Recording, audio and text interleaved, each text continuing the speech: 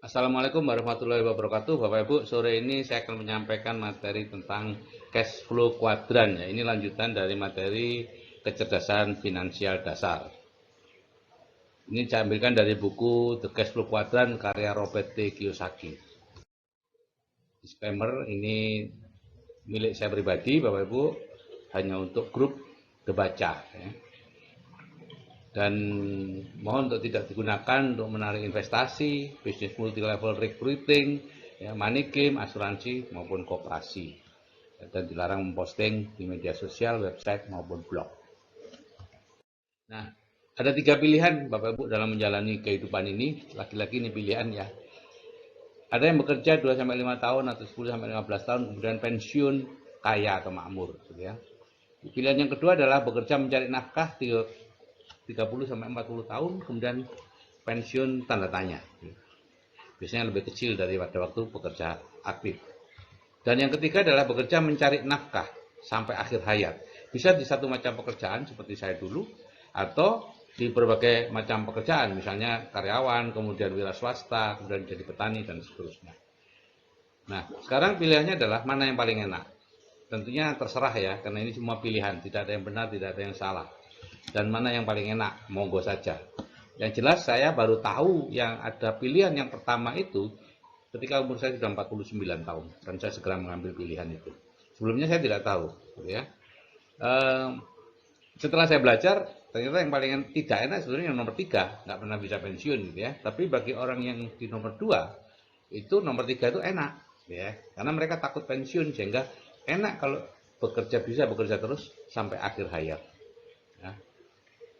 Jadi sekali lagi ini pilihan, tidak ada yang benar, tidak ada yang salah, semua tergantung kita sendiri. Nah, cara mendapat penghasilan ada 4 cara, Bapak Ibu, ya, seperti yang kemarin sudah saya sampaikan. Yang pertama adalah sebagai employee, ya. Ini biasanya kerjanya keras, tidak ada keamanan dalam pekerjaan, dan tidak ada waktu. Yang kedua adalah self-employed, itu profesional dan pengusaha mandiri, ya. Itu utangnya biasanya banyak, Bapak Ibu, dan tidak punya uang. Dan 95% orang ada di kuadran ini yang disebut kuadran kiri, kuadran active income. Hanya 5% kekayaan dunia yang di sini ya, sehingga yang di sini makin lama makin berat dan umumnya stres ya. Nah, yang sebelah kanan adalah business owner, pemilik bisnis. Itu ada 3 konglomerasi waralaba dan network marketing ya. Biasanya kerjanya mudah, stabil, dan punya banyak waktu ya, kalau sudah berhasil tentunya ya.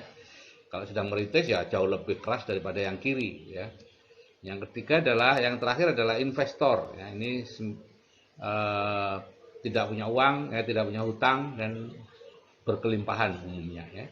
5% penduduk ada di sini, tapi keuangan dunia 95% ada di sini. Nah, itu semua pilihan Bapak Ibu, terserah Bapak Ibu mau milih yang sebelah kiri atau sebelah kanan ya. Robert Kiyosaki memang menyarankan eh, jangan terlalu lama di kiri, tapi segera pindah ke kanan kalau memang menginginkan bebas finansial dan waktu. Kalau enggak ya enggak masalah. Nah, masing-masing kuadran itu beda karakter dan bahasanya, ya. Pegawai misalnya itu bekerja kepada orang lain dan dia takut dipecat, takut membuat kesalahan, takut mengambil risiko, takut mencoba sesuatu, ya. Itu ciri khas dari para pegawai, ya. Dan self employed itu profesional seperti saya dulu, dokter, pengusaha mandiri ya, pelaku bisnis, pemilik restoran, pemilik toko, pemilik warung dan lain-lain, itu tidak percaya bahwa orang lain bisa melakukan sebaik dia. Ya, dia menjaga sendiri warungnya, dia menjaga sendiri restorannya. Seperti saya dulu ya praktek sendiri gitu ya. Saya tidak bisa membiarkan bidan saya operasi misalnya atau menolong persalinan. Enggak. Kemudian di sini time is money, kita betul-betul waktu adalah uang. Yang ketiga, business owner, pemilik bisnis itu biasanya kerjanya ringan ya, punya banyak waktu luang ya, seperti saya sekarang lah. Saya business owner sekarang ini ya. Dulu pada waktu merintis business owner tentunya berat banget Bapak Ibu ya. Tapi sekarang nyaris gak kerja, ringan banget ya. Dan percaya bahwa banyak orang yang lebih baik dari dirinya. Ya, di bisnis saya sekarang saya percaya Pak Kosin lebih baik dari saya, Pak Yanto, Pak Imam Bunita, itu semuanya lebih baik dari saya. Ya. Investor, uang bekerja untuk kita ya, berani mengambil risiko dan sabar menunggu hasil. Nah, masing-masing kuadran beda karakter dan bahasa seperti tadi ya. Kuadran kiri itu biasanya bicara pekerjaan dan proses ya, teknik mengajar, teknik pengobatan, teknik peternakan ya. Saya dulu bicaranya itu saja dan tabu bicara soal uang ya atau soal kaya, nggak berani Bapak Ibu. Ya rasanya nggak nyaman gitu loh kalau bicara soal uang. Ya. Akibatnya Pak, ya kita bekerja terus karena apa yang kita bicarakan itulah yang akan masuk ke pikiran bawah sadar kita dan akhirnya menuntun kita. Kalau kita bicara tentang bekerja, ya kita akan bekerja terus. Kalau kita bicara hasil, kita akan mendapatkan hasilnya. Ya. Nah, beda dengan yang di kuadran kanan, business owner dan investor, bicara cash flow, omset, cita-cita, harapan, visi, ya itu yang kita lakukan. Akibatnya apa? Yang sebelah kiri numpuk harta benda, ya umumnya numpuk, uangnya digunakan untuk membeli beban, sedangkan uangnya sendiri lari ke kanan Bapak Ibu, gitu ya. Di sebelah kanan banyak uangnya. Dan lucunya atau bukan lucunya ya memang karena bawah sadarnya sudah seperti itu, nyaris tidak bisa nembus ini yang employee self employed jadi business owner dan investor dulu tidak bisa nembus. Kuadran kiri misalnya 95% orang berebut 5% uang. Pekerjaannya berat, hasilnya sedikit. Gantian Bapak Ibu, pensiun, PHK ya, semakin berat ya. Semakin lama semakin berat. Guru itu dulu ada SGB, sekolah guru B, kemudian dirubah menjadi SPG, sekolah pendidikan guru ya, jadi SGA dulu, SPG. Sekarang harus sarjana pendidikan. Dokter juga begitu. Dulu dokter umum sudah top markotop. Sekarang enggak konsultan, enggak. Bidan juga sama. Makin lama makin persyaratannya makin berat. Tapi sekali lagi itu pilihan, ya. Kalau di kuadran kanan itu 5% orang berbagi kuadran 95% uang, pekerjaan ringan, hasilnya besar, penghasilannya bisa diwariskan. Dulu eksklusif keluarga kaya yang bisa menurunkan itu, tapi sekarang ada train entrepreneur, jadi sudah bisa dari kuadran kiri bisa ke kuadran kanan. Ya. Jadi ini bekerja mencari uang, di sini bekerja membangun jaringan atau aset.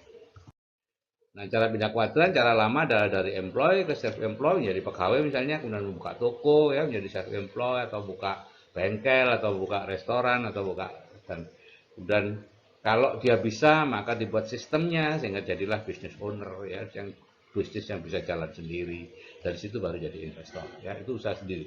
Dan lama banget ya. Di samping lama juga kemungkinan keberhasilannya kecil banget.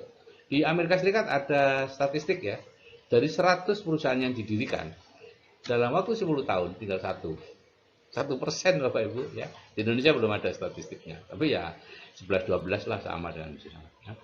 Nah, yang cara baru dari employee self employed itu langsung diajari belajar untuk ke business owner. Jadi belajar Bapak Ibu. Kuncinya adalah belajar. Banyak teman-teman saya yang saya ajak ke business owner itu nggak belajar, dia merasa seperti berbisnis gitu loh. Akhirnya apa? Sebulan, 2 bulan, 3 bulan, setahun nggak dapat uang, frustrasi. Yang enggak Bapak Ibu, namanya juga belajar. Ya. Anda sekolah SD 6 tahun dapat uang, SMP 3 tahun dapat uang. Enggak lah mengeluarkan uang. Ya. Nah, barulah setelah di business owner bisa berhasil memperoleh penghasilan yang besar, seperti Pak Kosin dan lain-lain, Pak Yanto, Pak Romi, Pak banyaklah, Pak Anton itu sekarang sudah menjadi investor, ya sudah mulai beli-beli tanah. Pak Romi kemarin meng-hire konsultan untuk bagaimana investasi. Jadi seperti itu. Employee, self-employed, ke business owner, ke investor.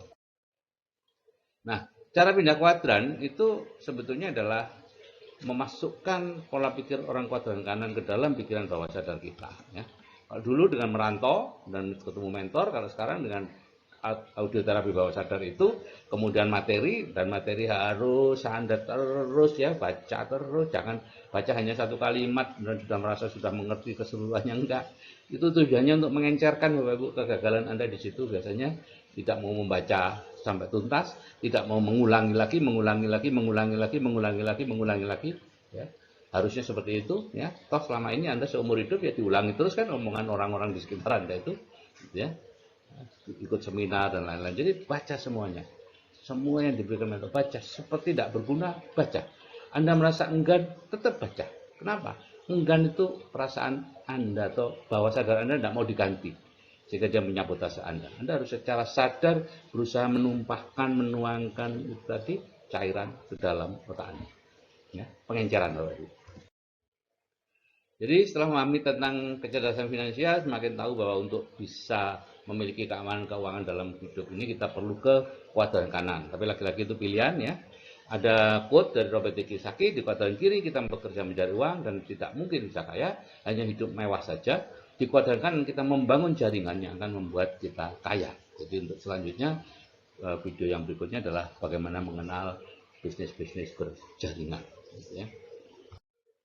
Oke Bapak Ibu, kalau saya yang berumur aja sudah bisa berubah dari kuadran kiri ke kuadran kanan, Anda juga pasti bisa lah ya. Saya baru berubah umur 50-an Bapak Ibu ya. Dan sekarang sudah menikmati ya. Oke, sekali lagi mohon tidak memposting materi ini di media sosial, website maupun blog Bapak Ibu. Terima kasih. Wassalamualaikum warahmatullahi wabarakatuh. Salam sukses dari saya, Sigit Setiawadi.